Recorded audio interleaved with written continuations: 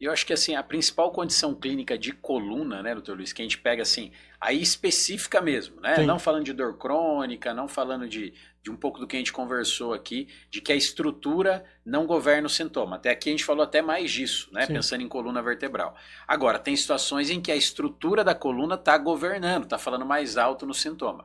Eu acho que a que eu mais atendo, digamos assim, talvez não sei como é que é a sua prática aí, é a estenose de canal. Acho que é comum, relativamente comum, e é assim, é esmagadora, né, a forma como isso é mais comum em idosos Sim. do que em jovens, adultos jovens, por exemplo. Então, eu confesso que assim, eu não lembro a última estenose de canal que eu peguei no adulto jovem. É bem mais Esse comum canal em estreito idosos. congênito, né? Às vezes o paciente Isso, nasce com um canal mais estreito e ele eventualmente pode ter, mas que é não é mais comum. raro, né? Exato. Mas idoso, né? Não que todo idoso vai ter isso, hein, pessoal? Isso é um detalhe importante. Mas assim, pode acontecer.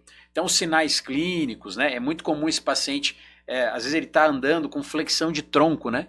Então a gente brinca, ele está no supermercado, ele está carregando lá Esse é o sinal típico aí, né? isso, o carrinho, Carrinho do né? supermercado, E tá sinal do lá com carrinho, né? flexão, mas por quê? Porque aquilo é confortável para ele. Exato. Porque a flexão tende a ser confortável, como se aliviasse ali aquela compressão local, falando grosseiramente. E pelo contrário, ficar reto e principalmente a extensão tende a ser mais sintomática. Esse paciente tem muita dificuldade de deitar de barriga para baixo, de executar a extensão da coluna, às vezes até de ficar em pé, principalmente quando tem mais ação da gravidade, ou seja, né, ele está sentado, em pé, comparado a deitado em determinadas situações.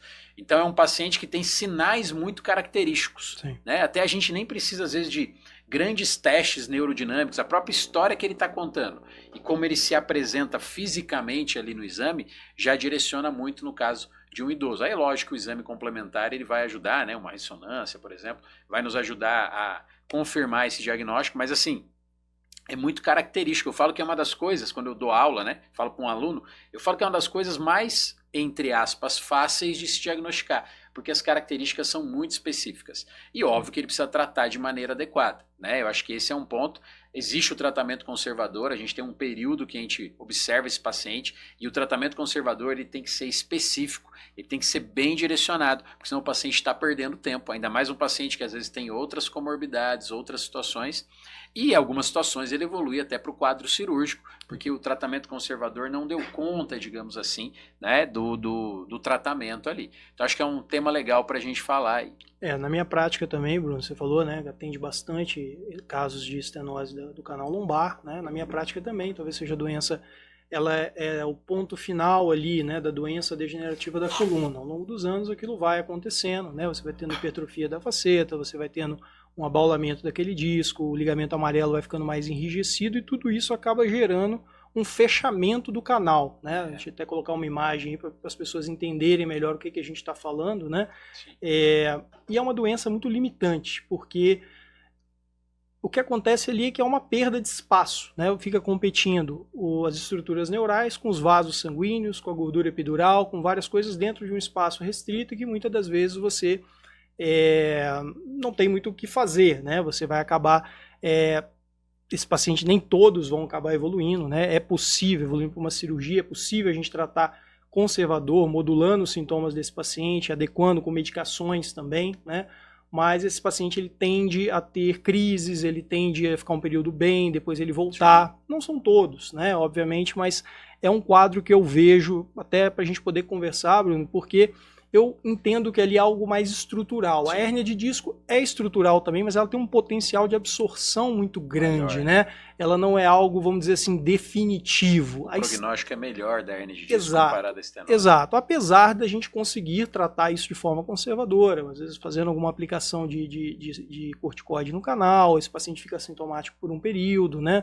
Mas são casos aí que na minha prática eu vejo que existe um direcionamento talvez um pouco mais para cirurgia, às vezes de uma forma sem tentar muito o tratamento conservador, porque existem trabalhos, existem outras coisas que talvez direcionem um pouco mais para esse tipo de abordagem. Eu queria também saber o que vocês na área da fisioterapia, como que vocês veem esse tipo de doença, porque eu vejo que esse idoso ele vai perdendo capacidade funcional. E perda de capacidade funcional para o idoso é perda de massa muscular, é perda até da parte psicológica, né? Ele vai ficando mais depressivo, ele vai ficando mais limitado, né?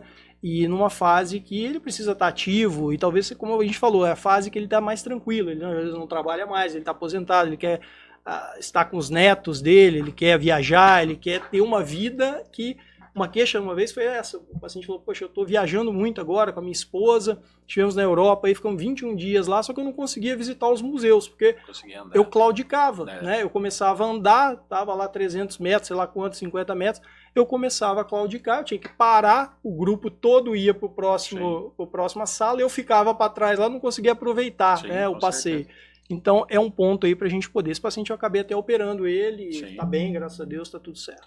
Às vezes ele vai evoluir. Eu acho que o primeiro ponto quando a gente fala de cirurgia, é sempre olhar os sinais neurológicos ou não ali na avaliação. Então, se ele tem sinais de severos, inclusive até sinais mais graves que podem acontecer, né, que bandeiras vermelhas que a gente fala, então o paciente tem dificuldade de segurar a urina, fezes, o paciente já tem... Isso aí, eu brinco, não tem nem discussão, né, doutor Luiz? A gente já direciona para ainda mais...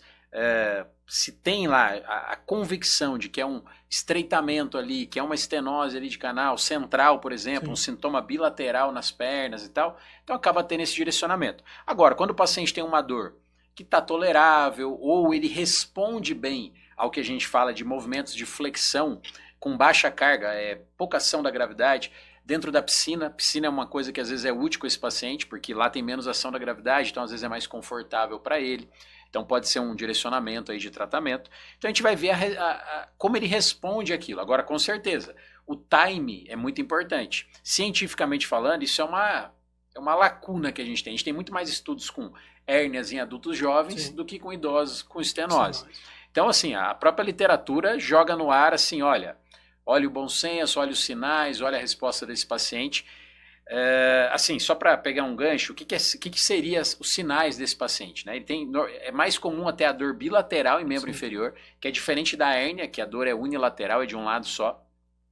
Esse paciente gosta muito da flexão, eu brinco, ele está conversando com você, ele está aqui sentado, que remete a uma flexão. Daqui a pouco ele vai descendo mais, a hora que você vê, ele está beijando a mesa aqui. Por quê? Para dar conforto para ele, né? Que mais? Esse paciente tem dificuldade de ficar em pé, esse paciente não gosta da extensão, como a gente falou. Então são características. O Dr. Luiz falou da marcha, né, da claudicação, dele mancar, né? É comum, então ele tem justamente por causa da dor. Então são sinais que a gente observa. E a gente observa como ele responde ao tratamento conservador. Só que aí que é o detalhe, Dr. Luiz, em cima do que você me falou. Tratamento conservador adequado, isso é muito importante, porque às vezes ele foi lá e fez aquela fisioterapia que não é a mais adequada, pôs ali só um negocinho, pôs gelo, colocou um negocinho quente, fez ali um choquinho, isso não é o mais adequado. Ele tem que aprender, inclusive, a como diminuir o sintoma dele, com movimentos baseados nas características. Aí a gente vai ver esse paciente como ele evolui. Então a gente observa ele de 2 a 4 semanas, vê como ele responde, se ele estiver respondendo bem, a gente espera mais um pouco, vê os sinais neurológicos se ele tiver algum sinal leve, é isso. E a gente observa e vai deixando o paciente a par disso. Eu sempre falo, a gente já conversou aqui sobre isso, alinhar a expectativa. Então a gente alinha a expectativa para ele, explica direitinho. Esse paciente às vezes é difícil de tratar, por quê, pessoal? Porque às vezes é aquilo, ele já tem outras comorbidades. Sim. Aí ele tem lá uma artrose de joelho muito severa. Não vai conseguir, às vezes. Entendeu? Fazer. Aí é difícil pra caramba. Mas aí tem um outro detalhe. Às vezes ele já tem algumas características, algumas comorbidades que impedem, inclusive, o procedimento cirúrgico. Sim. A não ser que, óbvio, seja uma situação muito ali, né? Já emergencial. Então tem tudo isso. Então, mais uma vez, a gente tem que olhar o todo e tomar a decisão em conjunto. E a gente... Eu falei, parece que a gente bate na mesma tecla, a gente combinou isso, mas não é combinado. É mais uma vez o médico e o fisioterapeuta, nesse caso, conversando para ofertar o melhor para esse paciente, por exemplo, que tem uma estenose de canal, uma estenose lombar. Né? Eu acho que foi preciso aí, né? Eu acho que essa troca e o tratamento de qualidade sendo feito para o paciente entender que fez tudo que poderia ter feito. Vou até puxar esse gancho aí para a gente poder falar também do nosso instituto, né? A gente sempre fala, igual você falou, poxa, a interação entre o fisioterapeuta, o médico, os profissionais da saúde. A gente sempre fala isso aqui no podcast, porque isso não é bonitinho de falar, isso é importante, sim, cara, sim, entendeu? Faz toda a diferença. Faz diferença para o paciente, para a gente também, porque o que está sendo falado ali para o paciente é a verdade. A verdade é que o tratamento ele deve ser feito sempre da forma mais conservadora, evoluindo de acordo com a necessidade desse paciente. Isso também na estenose, com certeza, né? E o Instituto veio, né, o Instituto da Coluna de São José dos Campos, é uma parceria nossa, né, o Bruno é meu sócio lá, a gente até deixa o contato aqui para vocês também, né, das redes sociais e tudo, para vocês entenderem. É algo até inédito, né, Bruno? A gente fala, um fisioterapeuta, um médico, atuando juntos dentro de um mesmo lugar, né? E justamente voltado para tudo aquilo que o paciente precisa, independente da doença que esse paciente tenha na coluna vertebral. O nosso instituto, nosso objetivo é dar toda a assistência que ele precisar, desde a parte conservadora, com a fisioterapia, com a evolução dentro disso e até em direcionamentos mais cirúrgicos, caso for necessário também, já ter esse contato com a nossa equipe e a gente conseguir passar isso para os pacientes. Falando um pouco das cirurgias hoje em dia também, né? A gente antigamente, quando tinha um quadro de estenose, você acabava destelhando, né? Você fazia uma abertura total do canal, né? Você tinha que abrir aquilo ali, fazer uma dissecção de músculo, fazer uma dissecção, uma ressecção óssea muito grande, né? Tirar muito osso dali. Isso se tornava uma cirurgia grande, você tinha que colocar parafuso, tinha que estabilizar. Nós estamos falando de uma pessoa com mais de 60 anos e muitas das vezes com comorbidades, como o Bruno falou. Então, a tecnologia, a evolução dentro das técnicas cirúrgicas vieram para nos ajudar. Hoje em dia a gente faz, às vezes, descompressões pequenas, às vezes com um corte minúsculo, você consegue entrar ali dentro, liberar o tecido que está comprimindo a estrutura, né? Pontualmente, são cirurgias pontuais que a gente fala, né? Tira o sintoma do paciente, tira a estrutura anatômica que está, às vezes, muitas das vezes, gerando esse conflito radicular, né, esse conflito com o nervo, e a partir daí esse paciente consegue voltar às atividades dele, reabilitar, voltar a ter qualidade de vida de uma forma mais direta. E um outro ponto que você falou, às vezes você vai ter paciente que você não vai poder operar. O idoso, muitas das vezes, né, isso até aconteceu comigo, um paciente já tinha 90 anos, muita comorbidade, problema cardíaco, né?